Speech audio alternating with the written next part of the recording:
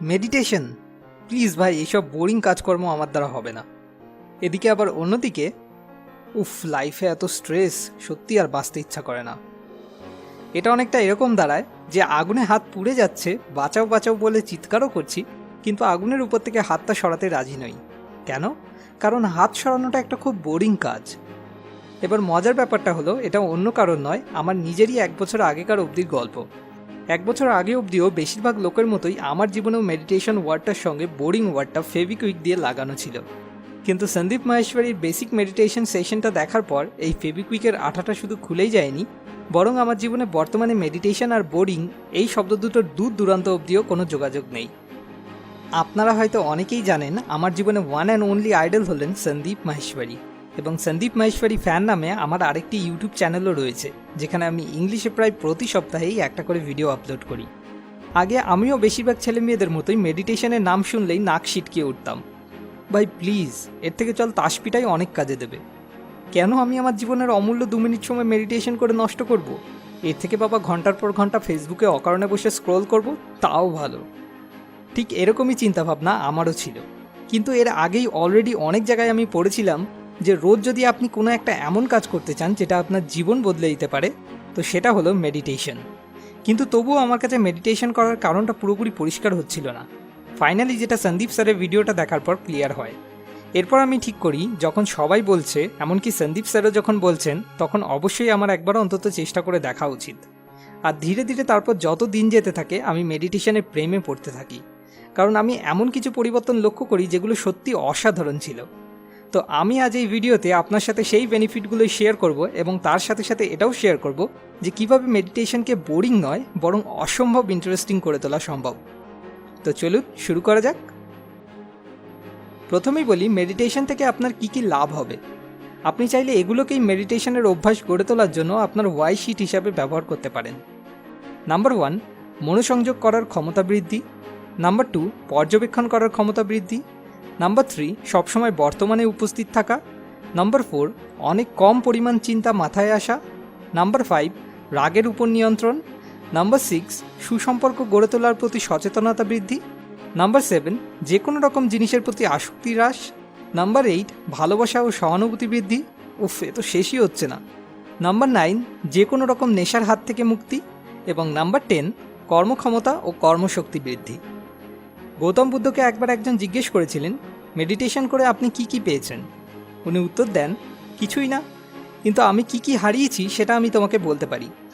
আমি আমার রাগ, দুশ্চিন্তা, বিষণ্ণতা, নিরাপত্তাহীনতা ও মৃত্যু ভয়কে মেডিটেশনের মাধ্যমে হারিয়েছি। এবার আপনি এই সিদ্ধান্ত নিন, একবার অন্তত মেডিটেশন ট্রাই করে দেখবেন কিনা। এবার আসা যাক কীভাবে মেডিটেশনকে বোরিংয়ের পরিবর্তে অসম্ভব ইন্টারেস্টিং করে তোলা সম্ভব। সেটা আমি কয়েকটা স্টেপ অনুযায়ী আপনার সঙ্গে শেয়ার করব। স্টেপ 1, 5 মিনিটের একটা রুটিন ফিক্স করা।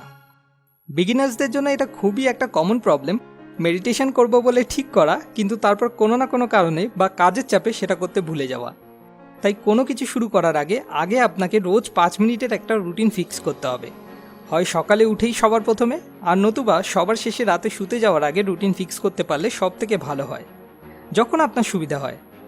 প্রথমেই একবারে 30 মিনিট মেডিটেশন করার টার্গেট করার কোনো প্রয়োজন নেই, 5 মিনিটই শুরু করার জন্য যথেষ্ট।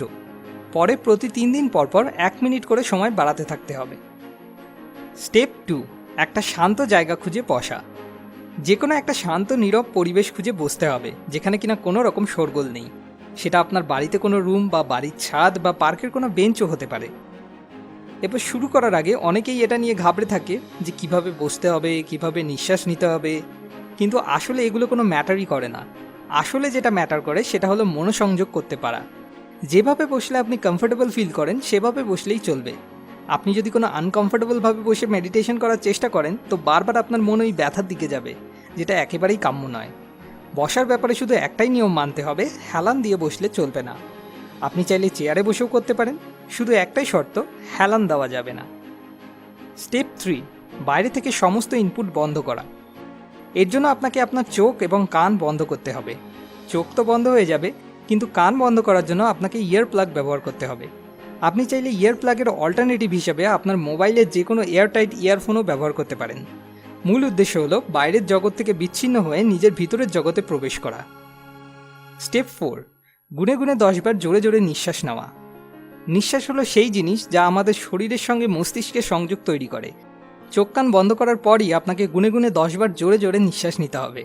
হ্যাঁ, তাই বলে রাবণের মতো জোরে জোরে না, মোটামুটি শান্তভাবে ধীরে সুস্থে। স্টেপ 5, নিজের ভিতরের জগৎ পর্যবেক্ষণ করা। শেষ কবে আপনি আপনার নিজের হার্টবিটের শব্দ শুনেছিলেন?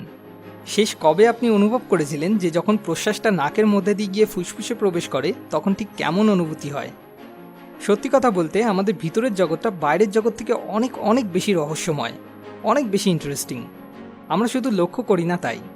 যেমন কানে ইয়ারফোনটা গুঁজে 10 বার নিঃশ্বাস নিতেই আপনি কানে তালা লাগার মতো অনেকটা ঝিঝি পোকা ডাকা বা বিপ শব্দের মতো একটা আওয়াজ শুনতে পাবেন, যেটাকে সাউন্ড অফ সাইলেন্স বলা হয়। সবথেকে মজার ব্যাপার হলো আপনি এই আওয়াজটাকে যত বেশি মনোযোগ দিয়ে লক্ষ্য করবেন এই আওয়াজটা তত বেশি আরও জোরে আসতে থাকবে, কিন্তু তবুও আপনি কিছুতেই বুঝে উঠতে পারবেন না যে আওয়াজটা আসলে আসছে কোথা থেকে। আমি বলবো ভিডিওটা এখনই পজ করুন আর একবার ট্রাই করে নিজেই মজাটা দেখুন। স্টেপ 6, মৃদু হাসা। যখনই আপনি এটা ট্রাই করতে যাবেন মাঝে মাঝেই কিছু চিন্তা এসে আপনার মাথার মধ্যে উকি মারবে। এতে অস্বস্তি বোধ করা বা নিজের উপর রেগে যাওয়ার কোনো প্রয়োজন নেই, বরং এটাকে একটা খেলার মতো বানিয়ে নিতে হবে। যখনই আপনি ধরতে পারবেন যে আপনি আপনার ভিতরের জগৎটাকে পর্যবেক্ষণ করা বাদ দিয়ে অন্য কোনো চিন্তার পিছনে ছুটতে শুরু করেছেন, তখনই একটা মৃদু হাসি হাসতে হবে। হাসি কেন? কারণ আপনি আপনার মাইন্ডকে ধরে ফেলেছেন। এটা অনেকটা সেই ছোটোবেলায় লুকোচুরি খেলার মতো। যখনই বুঝতে পারবেন আপনার মাইন্ড আপনাকে অন্যদিকে নিয়ে যাচ্ছে, তখনই একটা মৃদু হাসি হাসতে হবে আর আবার সেই ভিতরের জগৎটাকে পর্যবেক্ষণ করার কাজে ফিরে আসতে হবে। যখন সবাই সব জায়গায় এত করে বলছে মেডিটেশনের এত এত উপকারিতা রয়েছে, তখন একবার অন্তত 7 দিনের জন্য চেষ্টা করেই দেখুন না। যদি কিছু পরিবর্তন না হয় তাহলে না হয় আর করবেন না, কিন্তু একবার অন্তত সৎভাবে চেষ্টা করে দেখুন। তো স্টেপগুলোকে যদি আমি সামারাইজ করি তাহলে যেটা দাঁড়ায়, সবার প্রথমে 5 মিনিটের একটা রুটিন ঠিক করতে হবে। তারপর একটা শান্ত জায়গা খুঁজে সেখানে কমফোর্টেবলভাবে বসতে হবে। বসে চোখ আর কান বন্ধ করে 10 বার গুনে গুনে জোরে নিঃশ্বাস নিতে হবে। আর তারপর বাইরের জগৎটাকে ছেড়ে মাত্র 5 মিনিটের জন্য নিজের ভিতরের রহস্যময় জগৎটাকে পর্যবেক্ষণ করতে হবে। আর যখনই মন এদিকে ওদিকে ছুটবে একটা মৃদু হাসি দিয়ে সেটাকে আবার আগের কাজে ফিরিয়ে আনতে হবে। যেমন মহান কেউ একজন বলেছিলেন, prayer is when you talk to God and meditation is when God talks to you. যদি আপনি মেডিটেশনের ব্যাপারে আরও গভীরে জানতে চান তো আমি আপনাকে রিকমেন্ড করব আপনি মিরাকল অফ মাইন্ডফুলনেস এই বইটা একবার পড়তে পারেন। নিচে ডেসক্রিপশানে দেওয়া লিঙ্ক থেকে গিয়ে amazon.in থেকে আপনি এই বইটা কিনতে পারেন। এবার পালা লাস্ট উইকস মোস্ট মোটিভেটিং কমেন্টের। আব্দুল ভাই, আপনাকে অনেক অনেক ধন্যবাদ এত সুন্দর একটা কমেন্ট করার জন্য। আপনি এভাবেই আমাদের পাশে থাকলে আমরা নিশ্চয়ই আমাদের কাজ চালিয়ে যেতে সক্ষম হব। সবশেষে আপনার কাছে একটা ছোট্ট অনুরোধ, যদি এই ভিডিও থেকে আপনার নিজের জীবনের কোনো সমস্যার সমাধান খুঁজে পেতে সত্যি এতটুকুও কোনো সাহায্য হয়ে থাকে তাহলে অবশ্যই এই ভিডিওটাকে লাইক আর শেয়ার করুন। কারণ কে বলতে পারে, যদি এই ভিডিও থেকে আপনার কোনো সাহায্য হয়ে থাকে তাহলে হয়তো শেয়ার করলে আপনার কোনো বন্ধু বা বান্ধবীরও সাহায্য হয়ে যেতে পারে। যতগুলো লাইক আসবে আমি বুঝবো ততজনকে আমি একটু হলেও সাহায্য করতে পেরেছি। আর আপনি এরপর কোন টপিকে ভিডিও চান সেটা নিচে কমেন্ট করে আমাদেরকে জানান, কেননা আপনাকে সাহায্য করতে পারাটাই আমাদের আসল উদ্দেশ্য। পরের ভিডিও পরের সপ্তাহে।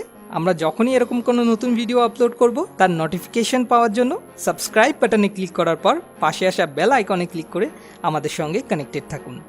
মোর উইজডম, মোর সলিউশন, বেটার লাইফ।